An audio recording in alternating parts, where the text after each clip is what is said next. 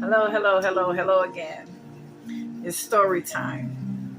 I feel like telling some stories. My mind reflected today on people that impacted my life in Monroe, Louisiana. And I began to think of how I remember Jeff White. Jeff White I used to skip school a lot. I don't know, you know, I used to skip school a lot. That's another story. But when I would skip school, Jeff White would see me and he said, "Girl, go to school. You're not going to know how to sign your food stamp card." And trust me, I got food stamps at that time. Every time I went to sign to get them food stamps, I don't know if you all remember, you would sign and they would give you the books. I would always sign at the wrong place. So shout out to the late Jeff White of Monroe, Louisiana.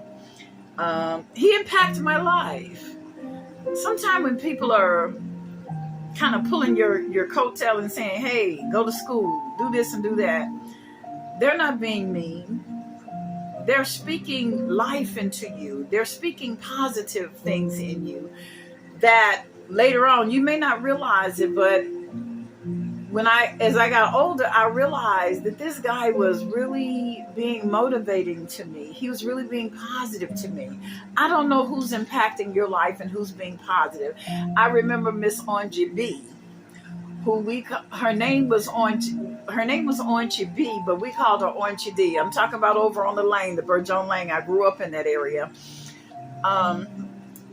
I can remember her knocking on my door. I moved back home from the New England area and I was working, but the money that I made, it was enough to pay the rent and the bills, but I didn't have enough to buy groceries, or I was trying to figure out, how am I going to do this? I remember she knocked on my door one day. I'm to my Carlette and Angela and Michael's and Chris mom. She knocked on my door and I opened the door, and when people known you ever since you was yay big, she walked in the house and she went straight to my refrigerator and she opened my refrigerator and she seen that I didn't have any food. So she told me, she said, "Come on, take me home, girl." So I took her home, because that's what you do. You respect your elders. Went home, she sat me down, she fixed me some food. As some people said prepare, but we said fix. She fixed me some food, and then she put some food in a bag and she sent me home, and she told me, "Don't you be over there like that again." I don't live on the Burjohn Line. I live over here on the north side. And this is when I first came back home. And so I didn't know a lot of people over here. So I didn't have a lot of connections or a relationship with people. But just reflecting back, you're a young lady, you're out there, you're struggling, you need help. Tap into your resources. Maybe it's an older lady in your neighborhood, knock on the door. "Hey, I'm working. I was wondering, can you, make sure my kids get in the house, ask for help, because you're going to need help. Everybody needs somebody." I'm talking about people that impact my life in Monroe, Louisiana. I remember Miss Higgins. Me and Patricia Higgins, we were friends. And we would go to the skating ring every Sunday. That's when the skating ring was across the street, over there by Wiseman, but it was across the street. And on Sundays, we went to the skating ring. That was the thing for us to do. So I didn't have money, and if I didn't get an allowance from my father, I needed money.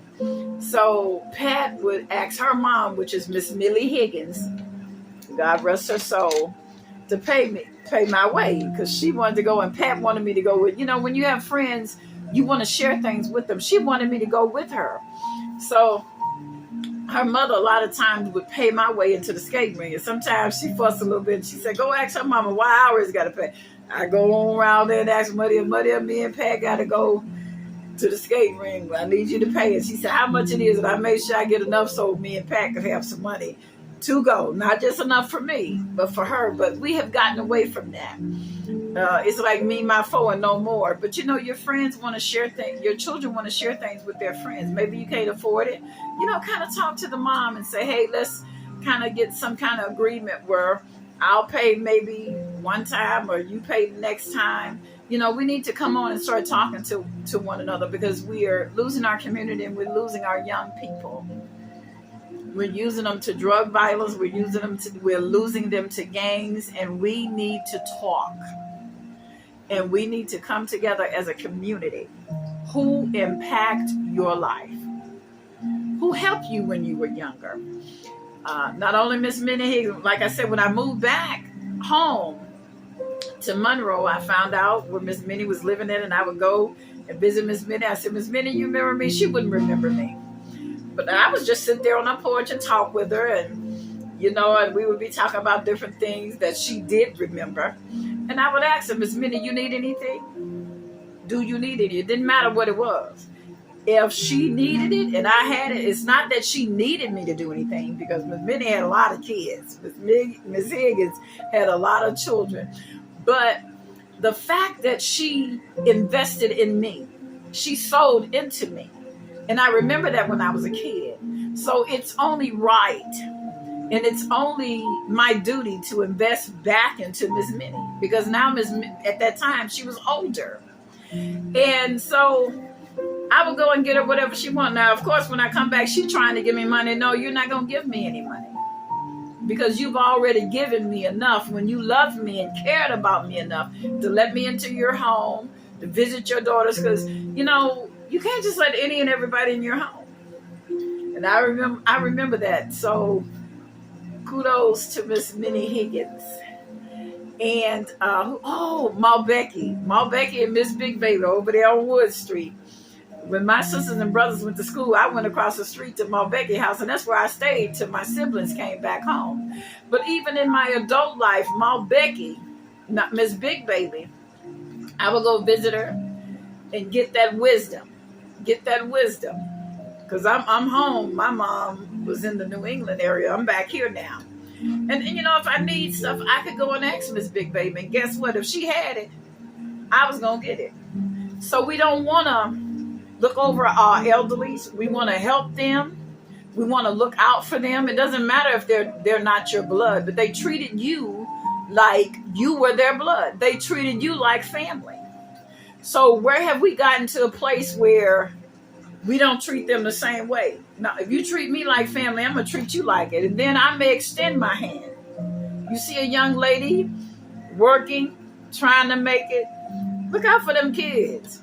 Them grandmamas and aunties, and they would be sitting on the porch and say, boy, where you going? You going the wrong way. You live here, go home. To direct them kids home, because you don't know where they might go and get what they may go and get themselves into. We need you back on the porches. We need you on the lawn, on the lawn, on the yard, and making sure, watching out. I miss my aunt. She's passed. She would sit out on the lawn, and I'll put a gazebo up, and she'd be like saying little things to me. Sometimes I'd be resting, trying to take a nap, because we work a lot.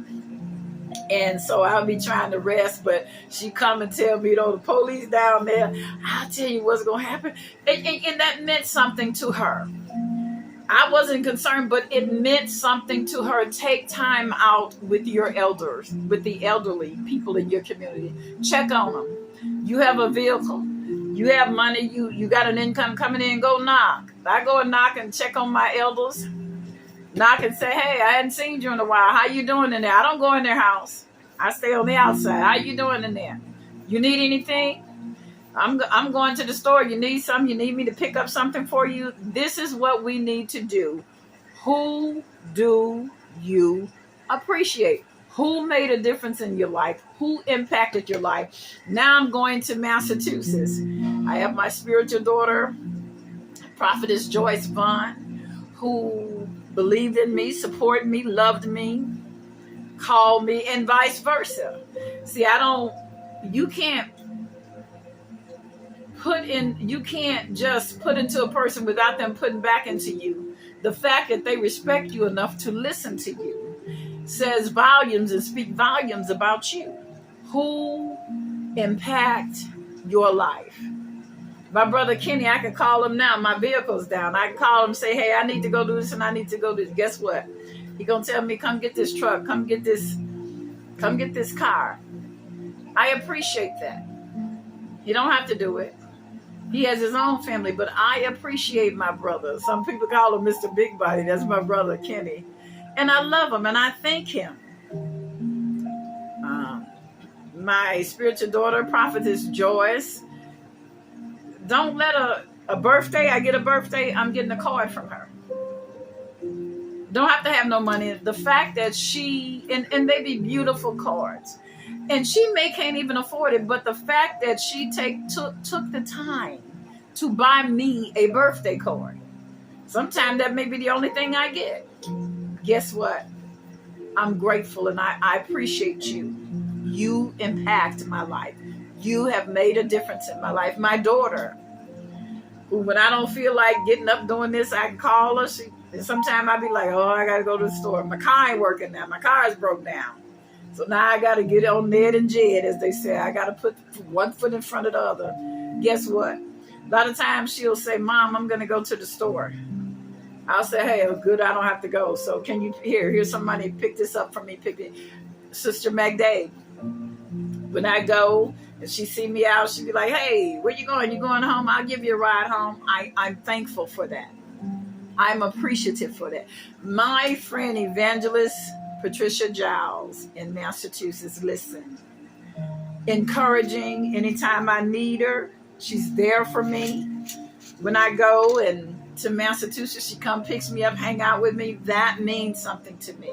She sows into me and I into her. She sent me things for Christmas. She sent things to my daughter, books, beautiful books, spiritual books. Didn't have to do it, but I'm grateful. That impacts me. And we still keep it. Glenda Bradley up in Springfield. Anytime I go there, Glenda want me to stay with her. That means something. I don't have to pay a hotel now. And a lot of times when I go down to Springfield, I'm going to a funeral. So, we kind of, everybody's house is kind of full. But guess what? It's not too full for me to be at Glenda's house. Glenda Bradley in Springfield. I love you and I appreciate you. And I support you.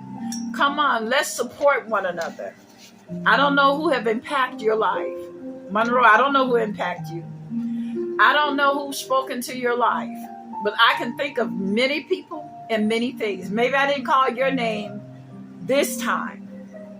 But I want you to know I appreciate you and I love you. Come on, let's talk. I want you to send me a message. I need you to follow me on Facebook. Christine, CHRISTINE. PAS. I need you to follow me. I'm trying to get my numbers up. I'm gonna do it. We're gonna do it. I need your help. New England, Hartford, Connecticut, New York, I need your help. Atlanta, I need, wherever you are, I need your help. But listen, let's give the people that impact us, let's give them their roses. Let them know, hey, I love you and I appreciate you. Every ride, I remember Mr. Pastor Emmett Williams would give me a ride when I didn't have a vehicle, trying to go to work, trying to make it. Sometimes they call you trying to go get the bag. Hey, I appreciate that. He's gone on now. God bless him. I appreciate him. And listen, let me tell you something. A lot of times people are nice to you and they're being a blessing to you. It's not so much because of you. It's because of your grandmother.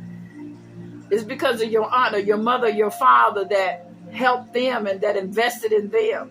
A lot of you grew up with people that were not related to you, but you thought they were related to you because they was always at your house.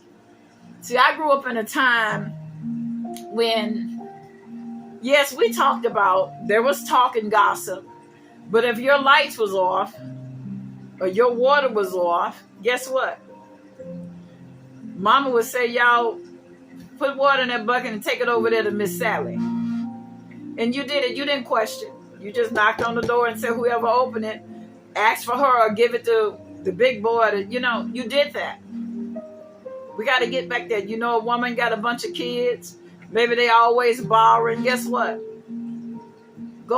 When you go make grocery, go ahead and make something for them. It's not going to hurt you. When I was able to, it was nothing for me to take a young lady grocery shopping. Who can you put back in? Maybe the people that helped you and sold into you when you was hungry. You couldn't do for them, but you can do for someone else. Be impactful. Be the story that somebody say, this person changed my life. Be that change in someone's life. A lot of times, like I say, Miss Big Baby, when I see them, if I can, I'm going to help them. I'm going to help them. They may not have the most favorite, I'm not saying them, but maybe they don't have a favorable attitude or behavior. They may be struggling, baby. Think about when you were going through, when you were struggling. You wasn't very pleasant. You didn't run around with a smile on your face. You was, snapping at people because you were going through. You was pressed down and oppressed and depressed. You didn't feel good. You didn't feel like smiling. Some of us smile. See, our mamas and grandmamas, they smiled through the pain, but they were coming as the generations begin to change. We begin to get a little more. We forgot the struggle. We forgot the struggle. We forgot when our mothers and fathers couldn't get a job other than cooking and cleaning. It's strategically planned. So now you got a job, and some of us, you're not better than your family because you came from the same bloodline. You just was blessed, and right now you up here. But you never know. You may have to go back to the project and stay with your sister. You may got to go back and stay in the project and stay with your niece. Because things change. Life changes. Life happens. And when life happens to you, sometimes life happens for you and sometimes life happens to you. But be the change. Be the impact. Now, am I saying let somebody use you? No.